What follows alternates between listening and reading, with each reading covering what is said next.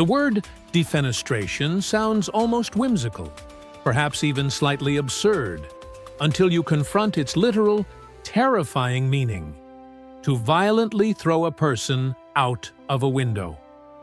Anywhere with glass and gravity could theoretically witness such a fate, but the city of Prague, with its fairy tale skyline of spires and Gothic grandeur, is uniquely, tragically tied to this deadly tradition.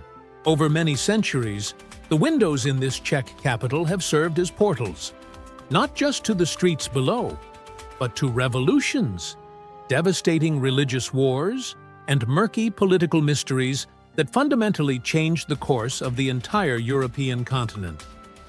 The history of Prague, it turns out, can be told through its sudden, brutal falls. Our story begins in the early 15th century, at a time when Europe was on the cusp of profound religious upheaval. Picture the Kingdom of Bohemia, then a jewel within the Holy Roman Empire, yet internally fractured and seething with deep religious discord. Crucially, this turmoil began decades before Martin Luther made his famous stand. A local Czech theologian named Jan Hus was already directly confronting the immense wealth and spiritual authority of the Catholic Church in Rome. Hus forcefully condemned the controversial practice of selling indulgences, the costly certificates that promised forgiveness of sins and a reduced stay in purgatory.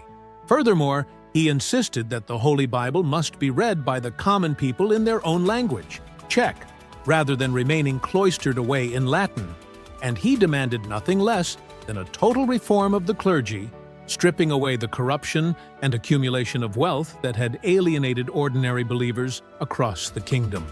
These radical, powerful teachings spread like wildfire through a Czech population that was desperately hungry for spiritual and social change. But to the entrenched church hierarchy, Hus was not a reformer. He was a dangerous spark threatening to ignite revolution. After his excommunication in 1411, church authorities lured him to the Council of Constance in 1414, promising him safe passage and the chance to defend his beliefs. That promise was quickly betrayed. Instead of a hearing, Hus found himself in chains, was swiftly declared a heretic, and tragically was burned alive at the stake in 1415. Now, this wasn't the end of his ideas. Quite the opposite. His execution only transformed him into an instant, powerful national martyr. His devoted followers, known as the Hussites, grew increasingly enraged and defiant. Tensions escalated relentlessly in a kingdom already fractured by the political confusion of competing popes and complex papal politics. By July 1419, the city of Prague was a political tinderbox. The stage was set for the First Great Fall. On the 30th of that month, the influential Hussite priest Jan Masaryk led a massive, furious crowd of his followers to the new town hall in Prague, demanding the immediate release of their jailed comrades. In the moments that followed, the situation exploded. Chroniclers differ on the exact trigger. Perhaps stones flew from the windows, or sharp insults provoked the already volatile crowd. But the mob's rage instantly overwhelmed the city guards. They surged violently into the hall, and moments later, the grim choreography began. Prague's burgomaster, a judge, and several city council members were forcibly seized, dragged to the windows, and hurled from the upper story onto the cobblestone streets far below. Most of the men died instantly on impact, and any unfortunate survivors were beaten to death by the crowd waiting outside. This was far more than an isolated act of street violence. It was a calculated, decisive act that served as the undeniable spark. It ignited the Hussite Wars, a brutal religious and military conflict that would rage across Bohemia for the next 17 years, permanently reshaping the religious and political landscape of Central Europe. Can any single act of violence be more consequential? We now fast-forward 6 turbulent decades. The Hussite Wars had finally run their course and ended, yielding a complex, fragile peace that settled into an uneasy coexistence. This peace existed primarily between the moderate Hussite faction, the Utraquists, so named for their belief in communion under both bread and wine, and the entrenched Catholic nobility. On the surface, they shared power, but beneath the political veneer, deep mistrust continued to fester. The Catholics continued to whisper anxiously about heresy and the Hussites' loyalty, while the Hussites constantly worried about a Catholic purge. In September of 1483, these underlying tensions peaked once more. Whispers circulated, credible ones, it seemed, that the Catholic leadership was planning to strike first, effectively cleansing all Hussites from their key positions of influence within the city government. The Utraquists, learning their lesson from the past, decided they must act preemptively.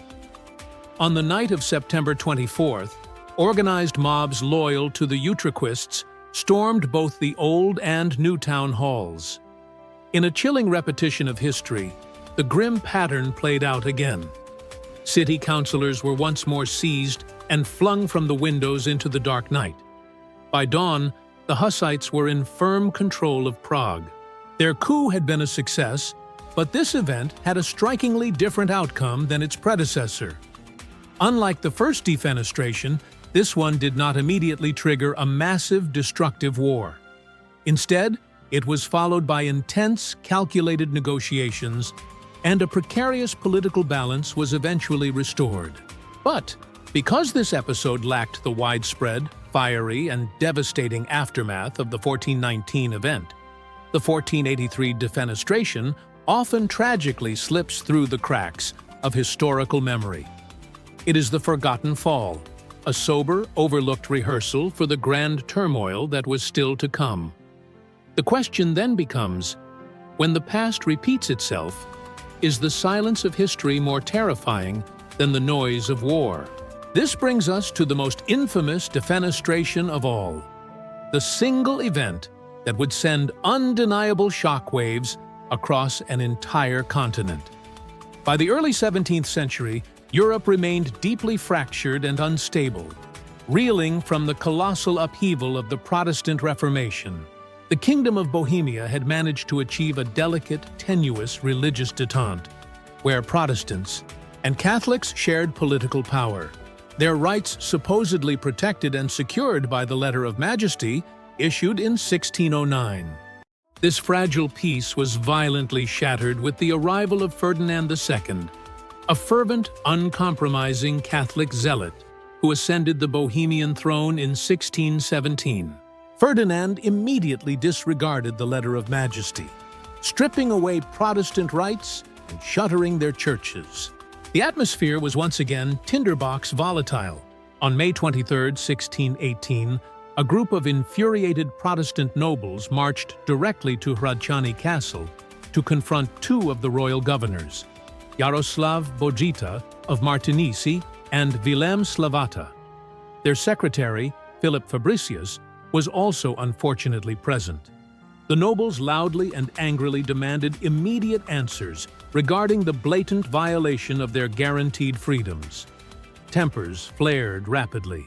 And then, as if scripted by the grim hand of fate itself, history enacted its terrifying, well-rehearsed choreography. Martinisse was seized first, forcibly dragged to a window, and tossed headlong into the void below the castle. Slavata followed, desperately clawing at the window frame until his grip was brutally broken loose. Fabricius, simply guilty of being in the wrong place at the wrong time, was hurled out last. Three men plummeted from a dizzying height. And here is where the story takes a fascinating, improbable turn. They all survived. Protestants quickly claimed they had miraculously landed in a deep, soft pile of animal manure. Catholics, equally fervent, insisted that guardian angels had broken their fall. Regardless of the truth of their landing, they lived. And Fabricius even received the ironic noble title Baron von Hohenfall, literally meaning of the high fall. But the sheer survival of these men did not prevent the coming catastrophe. This single outrageous act instantly ignited the Bohemian Revolt, which rapidly spiraled into the catastrophic 30 Years' War, arguably the single most destructive conflict in all of European history. Armies utterly ravaged the continent. Entire regions were tragically depopulated. And in terms of the sheer percentage of lives lost, it remains the deadliest war in German history. The conflict finally concluded in 1648 with the signing of the Treaty of Westphalia. This treaty did more than just bring an end to the fighting. It fundamentally redrew European borders and solidified the enduring concept of the sovereign nation-state, the very framework that continues to shape global politics today. Think of the staggering influence of a single moment in a single window. For centuries, the story of Prague's windows seemed to whisper of religious conviction and the collision of political power. But in the 20th century, they became chillingly entwined with Cold War ideology and high-stakes espionage. On the morning of March 10, 1948, the body of Jan Masaryk, the charismatic Foreign Minister of Czechoslovakia, was found tragically lying beneath the bathroom window of the Foreign Ministry. This discovery came just weeks after a complete, non-violent, but definitive communist takeover of the government. President Edvard Beneš had desperately urged Masaryk to stay in office, believing his presence was a necessary bulwark against Soviet influence. Masaryk had agreed, but the cost was clearly immense. The official story, issued swiftly and forcefully under the heavy curtain of Soviet influence, claimed suicide or perhaps an accident. Yet, few in Prague or the West truly believed this convenient explanation. Whispers of foul play and political assassination persisted for decades. After the communist regime finally collapsed, multiple new investigations were opened, including major inquiries in 2004, 2019, and 2025. Each effort dug deeper into the events of that fatal night. Masaryk's valet provided a chilling recollection, recounting seeing 3 unidentified men arrive at the ministry late in the evening. Through the closed door, the valet clearly overheard Masaryk's strained, desperate voice. "I will not do this for you. I will sign everything, but not this. I will do everything, but this can happen only over my dead body." Shouting and argument continued for approximately an hour. At 11:45 p.m., the valet was dismissed, the last person known to have seen Jan Masaryk alive. Who were those shadowy men? What was the terrible document they demanded he sign? We may never know the precise, definitive answers, but the weight of the evidence has tipped the historical scales. Today, most historians and forensic experts agree on one inescapable, terrifying conclusion. Jan Masaryk did not jump. He was pushed. His final fall became a symbol of the Soviet-imposed darkness descending over Czechoslovakia, a political murder masquerading as a tragedy. Stroll through the streets of Prague today, and you'll be effortlessly enchanted by its stunning Gothic churches, its cheerful pastel Baroque facades, and its breathtaking skyline bristling with spires. You would likely never guess how many seemingly innocent windows in this beautiful city have silently witnessed the absolute turning points of global history. Yet, as the old cobblestones seem to whisper their hidden secrets, one chilling lesson endures for all who care to look closer. Prague's windows are much more than mere architectural features. They are profound, bloody thresholds where the great forces of power, faith, and political intrigue have repeatedly collided, often with shocking violence, leaving massive ripples that continue to shape the contours of our modern world. So, by all means, come and enjoy the unforgettable view from those ancient walls. It's worth seeing. Just be sure to keep a very safe distance from the edge. If you found this deep dive into the business of history compelling, be sure to hit that like button right now share your insights in the comments below, and most importantly, subscribe to our channel for more captivating animated history documentaries. Our core purpose is to bring factual details, historical context, and geopolitical events to life in an engaging, accessible, and entertaining way. Remember, all the historical context, events, and facts presented are based on respected historians, with the relevant references available on screen. Do not miss the next episode.